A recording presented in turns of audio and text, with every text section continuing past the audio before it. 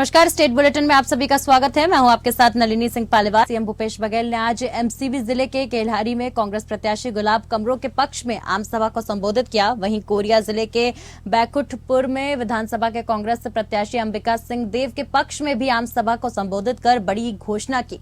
जनता को संबोधित करते हुए सीएम भूपेश बघेल ने कहा कि सरकार बनने के बाद बनेंगे 2 संभाग, रायगढ़ और कोरिया को बनाया जाएगा संभाग। बैकुंठपुर विधानसभा में चुनाव प्रचार करने पहुंचे भूपेश बघेल ने प्रधानमंत्री नरेंद्र मोदी को लेकर किया बड़ा बयान। देखिए, सीएम ने कहा कि मोदी जी हर राज्य में जैसे बंगाल में दीदी ओ दीदी कहने लगे हैं, यहां काका ओ काका कह रहे हैं। मोदी जी अगर काका कह रहे हैं तो समझ जाओ फिर भ्रष्टाचार के मुद्दे को लेकर सीएम ने पूर्व मुख्यमंत्री डॉक्टर रमन सिंह पर बड़ा हमला बोला। भूपेश बघेल ने कहा छत्तीसगढ़ में भाजपा की सरकार में टॉयलेट घोटाला हुआ है। बघेल ने कहा कि केंद्र सरकार ने जारी किया है कि छत्तीसगढ़ में 15 लाख टॉयलेट बने ही नहीं है। सीएम ने कहा कि 15 लाख टॉयलेट का पैसा रमन सिंह ने निकाल लिया है। राजनीतिक नेता एवं कार्यकर्ता अपने बड़े नेताओं के सामने अपनी साख बचाने जो कर जाएं कम है, फिर उसका परिणाम चाहे जो हो। ऐसा ही कुछ मरवाही विधानसभा के नेता कांग्रेस नेताओं एवं कार्यकर्ताओं ने 13 नवंबर को मरवाही विधानसभा क्षेत्र के ग्राम बेलपत में कर डाला। ठीक है, जिससे उनकी साख तो जम गई, परंतु इसका फायदा कांग्रेस पार्टी एवं प्रत्याशी को मिलेगा या नहीं, इसका अंदाजा लगाना अधिक मुश्किल नहीं है। दरअसल छत्तीसगढ़ में दूसरे चरण के लिए मतदान 17 नवंबर को होना है, जिसके कारण दीपावली त्योहार के तुरंत बाद स्टार प्रचारक आम सभा लेने के लिए अलग अलग क्षेत्र में आ रहे हैं। जब हम सभा हो रही है तब आम सभा लेने आए स्टार प्रचारक के सामने भीड़ इकट्ठा करना भी जरूरी है, परंतु भीड़ आए कहां से? एक और धान कटाई जोरों पर है और किसान और कृषि मजदूर खेतों में है, फिर उस पर दीपावली जैसा त्योहार। आखिर भीड़ आए तो आए कैसे और कहां से? इसका अच्छा विकल्प मरवाही विधानसभा क्षेत्र के कांग्रेस नेताओं एवं कार्यकर्ताओं ने कुछ इस तरह से निकाला कि चुनावी सभा को सफल बनाने के लिए छोटे छोटे बच्चों को आम सभा में बैठा दिया, लेकिन इसका फायदा कितना मिलेगा, कांग्रेस को आखिर इसका कितना फायदा मिलेगा, ये देखने वाली बात होगी।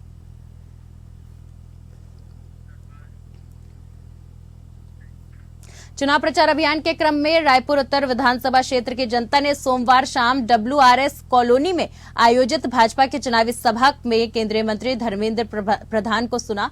केंद्रीय मंत्री ने कहा कि रायपुर उत्तर विधानसभा क्षेत्र की जनता इस बार कमल फूल पर मोहर लगाकर अपने प्रत्याशी सेवा भावी मिलनसार पुरंदू मिश्रा को भारी मतों से विजयी बनाएगी, क्योंकि तैयारी पूरी है, भाजपा जरूरी है। इस मौके पर सभा को रायपुर उत्तर विधानसभा क्षेत्र के भाजपा प्रत्याशी पुरंदर मिश्रा ने भी संबोधित किया।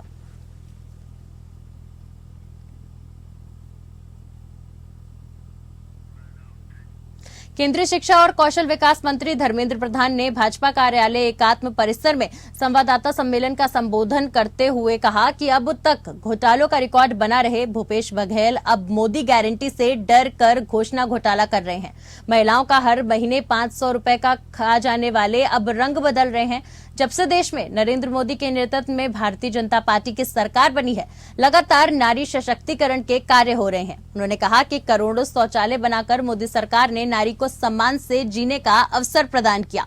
मुस्लिम बहनों को 3 तलाक से मुक्ति दिलाई। संसद में 33% नारी वंदन अधिनियम पारित कराकर उन्हें नेतृत्व का अवसर प्रदान किया। केंद्रीय मंत्री श्री प्रधान ने कहा कि छत्तीसगढ़ में भी भारतीय जनता पार्टी ने नारी को स्वावलंबी बनाने के लिए महतारी वंदन योजना का वादा अपने घोषणा पत्र में किया है। इसके तहत प्रत्येक विवाहित महिला को 12,000 रुपए प्रतिवर्ष प्रदान किए जाएंगे। किसी भी घर में हर विवाहित महिला को इस योजना का लाभ मिलेगा।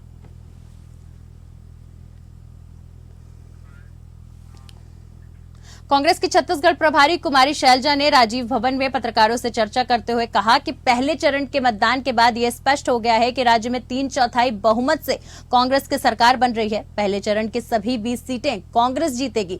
राजनांदगांव में डॉक्टर रमन सिंह भी चुनाव हार रहे हैं। दूसरे चरण के मतदान के बाद हम अपने 75 सीटों के लक्ष्य को जरूर पूरा करेंगे।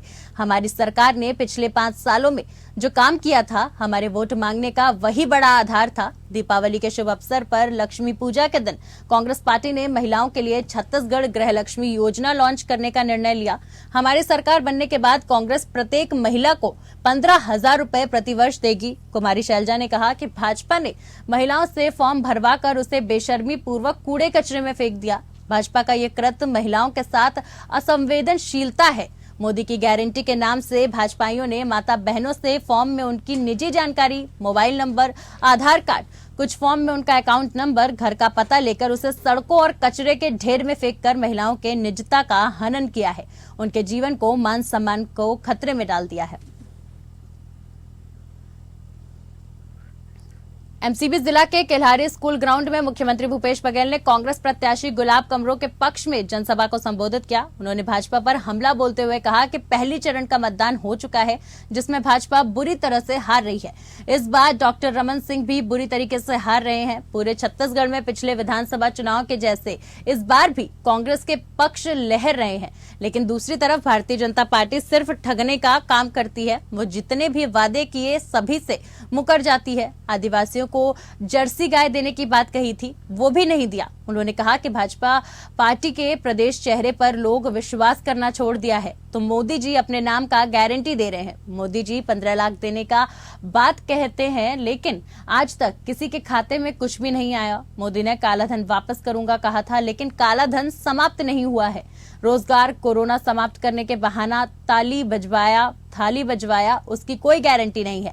उन्होंने कहा कि कांग्रेस पर लोगों को भरोसा है। उन्होंने साथ ही में ये भी कहा कि कांग्रेस की सरकार बनते ही किसानों का कर्जा माफ होगा, 3200 रुपए क्विंटल धान खरीदेगी। साथ ही महिला समूह के बहनों द्वारा लिया गया कर्जा माफ होगा, 200 यूनिट तक का बिजली माफ होगी, 500 रुपए गैस सिलेंडर मिलेगा। तेंदू पत्ता में 7,000 से बढ़ाकर 10,000 रुपए दिया जाएगा।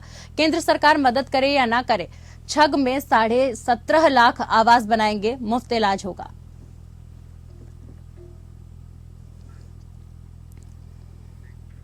भारतीय जनता पार्टी के प्रदेश प्रवक्ता केदारनाथ गुप्ता ने कहा कि कांग्रेस पार्टी के लोग गृहलक्ष्मी और महतारी की महत्वता और गौरव को जानते हैं। अगर जानते तो क्या कांग्रेसी गृहलक्ष्मी से मारपीट करते। उन्होंने कांग्रेस प्रत्याशी अपनी प्रत्यक्ष हार को देखकर बौखला रहे हैं। आम जनता के साथ दुर्व्यवहार करने के साथ ही मारपीट पर उतारू हो रहे हैं। भाजपा प्रवक्ता केदारनाथ गुप्ता ने कहा कि कांग्रेस के वर्तमान विधायक और कांग्रेस प्रत्याशी यूडी मिंज द्वारा कुनकुरी के जोकारी गांव की महिला मंजू भगत से दुर्व्यवहार कर मारपीट की घटना को रेखांकित करते हुए कहा कि उसका कसूर यही था कि उसने अपना घर कांग्रेस कार्यकर्ताओं को चुनाव कार्यालय के लिए देने से मना कर दिया। कांग्रेस प्रत्याशी यूडी मिंज ने महिला मंजू भगत को दोबारा विधायक बनने के बाद देख लेने की धमकी दी। इस घटना के दौरान महिला का पति रामेश्वर भगत घर पर नहीं थे। इस बीच मंजू वीडियो बनाने लगी तो कांग्रेस प्रत्याशी मिंज ने गुस्से में आकर उसका मोबाइल पटक दिया और धक्का मुक्की करते हुए मारपीट की। तुम भाजपा के लोग हो कहते हुए निकल गया। इस घटना का वीडियो सोशल मीडिया पर तेजी से वायरल हो गया। अब वे सफाई देते घूम रहे हैं, जबकि कांग्रेस प्रत्याशी यूडी मिंज महिला से बात करने के दौरान वीडियो बनाने पर उसे रोकते हुए दिख रहे हैं। उन्होंने कहा कि भाजपा ये मांग करती है कि इस मामले में पुलिस एफआईआर दर्ज कर दंडात्मक कार्यवाही करें, साथ ही चुनाव आयोग भी इस पूरे मामले में संज्ञान ले। बाबूलाल मरांडी ने कहा कि 15 नवंबर का दिन भाजपा प्रदेश और देश के लिए महत्वपूर्ण है। 15 नवंबर को पूर्व प्रधानमंत्री अटल बिहारी वाजपेयी ने झारखंड का गठन किया था। झारखंड अब 23 वर्ष का पूरी तरह से जवान हो चुका है। ऐसे अवसर पर प्रधानमंत्री नरेंद्र मोदी का दौरा पूरे झारखंड वासियों के लिए सौभाग्य की बात है, क्योंकि स्वतंत्रता सेनानी भगवान बिरसा मुंडा को आज तक किसी सरकार ने सम्मान देने का काम नहीं किया। प्रधानमंत्री नरेंद्र मोदी ने इस दिवस को राष्ट्रीय जनजाति गौरव दिवस के रूप में मनाने की घोषणा की है, इसीलिए भी ये दिन काफी अहम है। मरांडी प्रदेश भाजपा कार्यालय में पत्रकारों से बातचीत कर रहे थे। बाबूलाल मरांडी ने कहा कि ऐसा नहीं है कि पूर्व में गृह मंत्री अमित शाह, पूर्व राष्ट्रपति रामनाथ कोविंद और पूर्व केंद्रीय मंत्री राजनाथ सिंह के दौरे के बाद वहां की दशा नहीं बदली। कई योजनाएं वहां चल रही हैं, सड़कों का विकास हुआ, अब प्रधानमंत्री खुद आ रहे हैं। दिवाली खत्म होने के बाद आस्था के नाम पर लोग नदी को प्रदूषित करने में लगे हुए हैं। लोग लक्ष्मी पूजा के पूजन सामग्री को नदी में प्रवाहित करने का काम कर रहे हैं। लोगों से जब इस मुद्दे पर बात की गई तो उनका कहना है कि परंपरा भी निभाना जरूरी है। लोग सुबह सुबह नदी में पूजन सामग्री को प्रवाहित करते दिख रहे हैं। लोगों के पूजन सामग्री को नदी में प्रवाहित करता देख कुछ बच्चे भी नदी में घुसकर पैसे और अन्य सामानों की खोज करने में जुट गए हैं। लोगों का कहना है कि अभी छठ में समय है, साफ सफाई होगी। लोगों का तर्क है कि छठ में भी लोग नदी को प्रदूषित करते हैं। नगर निगम को इस पर ध्यान रखना चाहिए था कि नदी को स्वच्छ रखने के लिए एक जगह चिन्हित करना चाहिए था, जहां लोग अपनी परंपरा भी निभा पाते और निगम भी नदी की सफाई करने का काम करती। प्रधानमंत्री नरेंद्र मोदी पहली बार झारखंड स्थापना दिवस पर आ रहे हैं। इसके लेकर मीडिया प्रभारी शिव पूजन पाठक बोल रहे थे कि 15 नवंबर झारखंड का एक ऐतिहासिक दिन है, सांस्कृतिक दिन है। झारखंड के धरती आबा भगवान बिरसा मुंडा के जयंती है, राज्य का स्थापना दिवस है। साथ ही प्रधानमंत्री ने 15 नवंबर को जनजाति दिवस भी घोषित कर दिया है। इसीलिए ये दिवस राष्ट्रीय अंतर्राष्ट्रीय दिवस हो गया है। जहां भी जनजाति समाज है वह एक गौरव दिवस के रूप में 15 नवंबर को मनाता है। ऐसे शुभ अवसर पर प्रधानमंत्री झारखंड वासियों को सौभाग्य की बात है, बहुत खुशी की बात है कि भारत के एक ऐसे प्रधानमंत्री हैं जो भगवान बिरसा मुंडा के जन्मस्थली उलीहातू जाकर फूल अर्पित करेंगे। कहा जाता है कि सोने में सुहागा, इसीलिए झारखंड की जनता उनको सुनने के लिए बहुत बेसब्री से इंतजार कर रही है। माननीय प्रधानमंत्री जी एक दिन पहले 14 नवंबर को झारखंड जा रहे हैं। 14 नवंबर को भारतीय जनता पार्टी के हजारों कार्यकर्ता उनके स्वागत के लिए एयरपोर्ट से लेकर राजभवन तक अभिनंदन स्वागत करेंगे।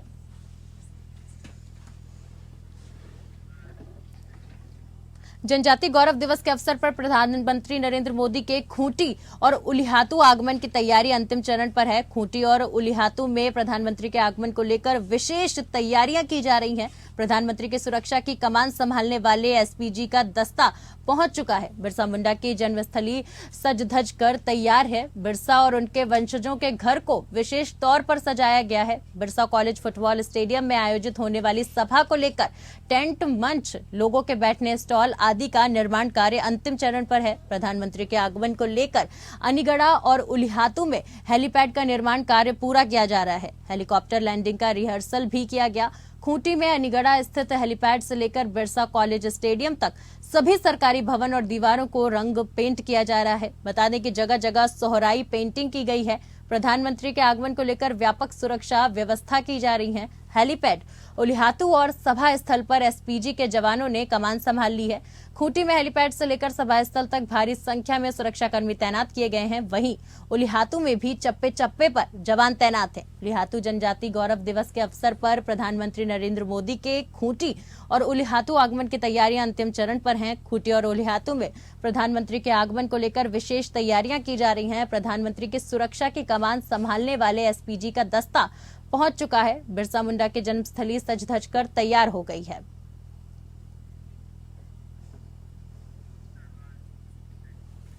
छठ महापर्व को लेकर आज कांग्रेस प्रदेश अध्यक्ष के साथ डीसी एसपी ने सभी छठ घाटों का निरीक्षण किया। इस दौरान सफाई के साथ सुरक्षा व्यवस्था सहित अन्य विषयों पर चर्चा भी की गई। वहीं हेल्पिंग हैंड्स छठ घाट के पास नदी में फैले गंदगी को देखकर सभी ने नाराजगी व्यक्त की। लेकिन कांग्रेस प्रदेश अध्यक्ष ने चास नगर निगम की सफाई व्यवस्था पर नाराजगी जाहिर की। राजेश ठाकुर ने कहा कि जिस प्रकार से दिवाली खत्म होने के बाद निगम को तत्परता दिखानी चाहिए थी, वे नहीं दिख रही है। डीसी कुलदीप चौधरी ने जल्द सफाई कार्य को पूरा करने का निर्देश निगम और बीएसएल प्रबंधन को दिए हैं। उन्होंने कहा कि जो भी व्यवस्था में कमी देखी गई है उसको जल्द से जल्द दूर करने का निर्देश दिया जा रहा है। वहीं एसपी प्रियदर्शी आलोक ने छठ महापर्व के दौरान सुरक्षा व्यवस्था पुख्ता होने की बात कही है। उन्होंने कहा कि सभी जगह पुलिस फोर्स की तैनाती सादे लिबास में भी की जाएगी ताकि किसी भी प्रकार की कोई परेशानी नहीं हो। बिहार के मुख्यमंत्री नीतीश कुमार के बयान पर बिहार के पूर्व मुख्यमंत्री जीतन राम मांझी ने कहा, मैं समझता हूं कि नीतीश ने सिर्फ जीतन राम मांझी का अपमान नहीं किया बल्कि बिहार और हिंदुस्तान के सभी दलित लोगों का अपमान किया। एक राज्य का मुख्यमंत्री जो 13 करोड़ लोगों का प्रतिनिधित्व करते हैं, उनके मुंह से ऐसी चीजें आना विषादनीय है। अपमानित किया गया, हम समझते हैं कि वो जीतन मांझी का अपमान नहीं है, सभी बिहार और हिंदुस्तान के जो दलित लोग हैं उनका अपमान उन्होंने किया। एक राज्य का मुख्यमंत्री जो 13 करोड़ जनता का प्रतिनिधित्व करते हैं और उनके मुखार बिंद से ये सारी बातें जो आई वो निश्चित रूप में विषादनीय हैं। और जीतन मांझी क्या बोल रहा था, और लोग कहते हैं हमारे और भाजपा के बड़े नेता बोलेंगे कि जो आरक्षण संबंधी बिल लाया और कोटा बढ़ाने की बिल लाया, एडमिशन में भी हम लोग सब एक मत से उसको पारित किया, समर्थन दिया, तो फिर उसमें विरोध की कौन बातें आती है। श्री मुक्तसर साहिब में कोटकपुरा रोड पर स्थित डीएवी पब्लिक स्कूल की प्रिंसिपल वर्षा सचदेवा और स्कूल में पढ़ने वाले 10वीं कक्षा के छात्र प्रीतपाल सिंह और उसके माता पिता ने आरोप लगाया कि बच्चे को यौन और मानसिक रूप से परेशान किया जा रहा है। उन्होंने कहा कि मेरे बच्चे को पहले भी कई बार निलंबित किया जा चुका है और जब 27 अक्टूबर 2023 को उसे दोबारा एक सप्ताह के लिए निलंबित किया गया तो बच्चे के माता पिता सहित स्कूल की प्रिंसिपल वर्षा सचदेवा और प्रमुख लोग शामिल हो गए। जब पाया गया तो प्रिंसिपल ने बच्चे को अनिश्चित काल के लिए निलंबित कर दिया। बच्चे के माता पिता ने कहा कि 10वीं कक्षा की परीक्षाएं नजदीक आ रही हैं, लेकिन प्रिंसिपल ने बच्चे को अनिश्चित काल के लिए निलंबित कर दिया, बच्चे के भविष्य को खतरे में डाल दिया। उन्होंने कहा कि पंजाब के शिक्षा मंत्री, डिप्टी कमिश्नर, जिला शिक्षा अधिकारी और एसएसपी श्री मुक्तसर साहिब को आवेदन दिए हुए एक सप्ताह से अधिक समय बीत चुका है, लेकिन किसी भी अधिकारी ने कोई कार्यवाही नहीं की। इस संबंध में डीएवी पब्लिक स्कूल की प्रिंसिपल वर्षा सचदेवा का बयान सामने आया है। उन्होंने कहा कि हमारे पास बच्चे के अन्य वीडियो हैं, लेकिन हम बच्चे के भविष्य को ध्यान में रखते हुए उन्हें प्रकाशित नहीं कर सकते हैं। और जब हमने इस बारे में डिप्टी डीईओ कपिल शर्मा से बात की तो उन्होंने कहा कि स्कूल से एक अनुरोध प्राप्त हुआ है, उचित कार्यवाही बाद में लिया जाएगा। 10वीं कक्षा के छात्र को गुजरे 20 दिन से ज्यादा बीत चुके हैं और इस दौरान खराब पढ़ाई के लिए बच्चा जिम्मेदार होगा। मैनपुरी के वेबर थाना क्षेत्र के गांव श्यामपुर भटपुरा का मामला सामने आया है। यहां के रहने वाले मनोज कुमार कठेरिया के परिवार के साथ दबंगों ने मारपीट की घटना में 6 लोग घायल हो गए हैं, जिसमें एक युवती, एक महिला और 4 युवक गंभीर रूप से घायल हो गए हैं। बता दें कि जिनको गहरी चोटें आई हैं। हालांकि पुलिस ने SC/ST एक्ट में और मारपीट की घटना में मामला दर्ज कर लिया है। आरोपी पीड़ित परिवार को जान से मारने की भी धमकी दी गई है। बता दें कि दलित परिवार पर हाथों में लाठी लेकर मारपीट की गई और जमकर पथराव भी किया गया, जिसका वीडियो सोशल मीडिया पर वायरल हो रहा है। वीडियो वायरल होने के आधार पर अपर पुलिस अधीक्षक राजेश कुमार सिंह ने कार्यवाही की बात कही है। वहीं पुलिस ने मामला दर्ज कर लिया है और जल्द ही आरोपियों की गिरफ्तारी की बात कही है।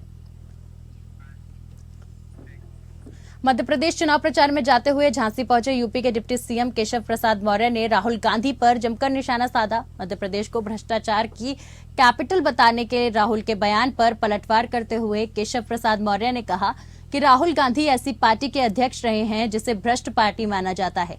उनके पिता ने पीएम रहते माना था कि महज 15 पैसा ही नीचे तक पहुंचता है। वहीं मोदी सरकार ने करोड़ों रुपए जनता के खातों तक पहुंचा दिया।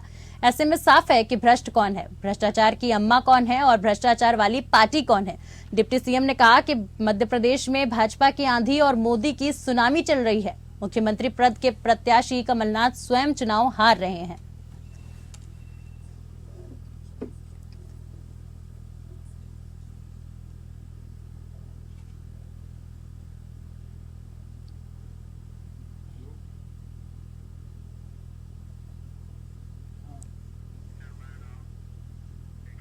गाजीपुर के रेवतीपुर थाना इलाके में 3 दिन पहले एक युवक के साथ भागी किशोरी एक गांव के सिवान में धान के खेत में अचेतावस्था में मिली है। किशोरी के गले पर धारदार हथियार में हमले का निशान है और चेहरे पर भी चोट के निशान है। घटना की सूचना स्थानीय लोगों ने रेवतीपुर थाने की पुलिस को दे दी है, जिसके बाद रेवतीपुर थाने की पुलिस घटना स्थल पर पहुंचकर किशोरी को जिला अस्पताल में ले जा चुकी है। देखिए, कल देर शाम घटना की जानकारी होते ही भारी फोर्स के साथ डीएम आरेका अखौरी और एसपी ओमवीर सिंह भी जिला अस्पताल पहुंचे, जहां पर पीड़िता का हाल जाना और किशोरी के परिजनों से जानकारी भी ली। डॉक्टरों ने किशोरी की गंभीर हालत को देखते हुए वाराणसी के लिए रेफर कर दिया।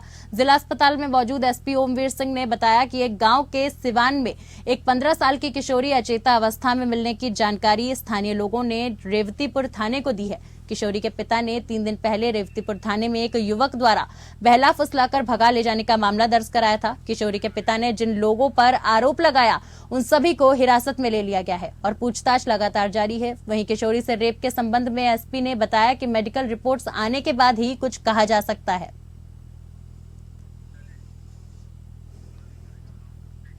फिलहाल के लिए इस बुलेटिन में मेरे साथ बस इतना ही। नमस्कार।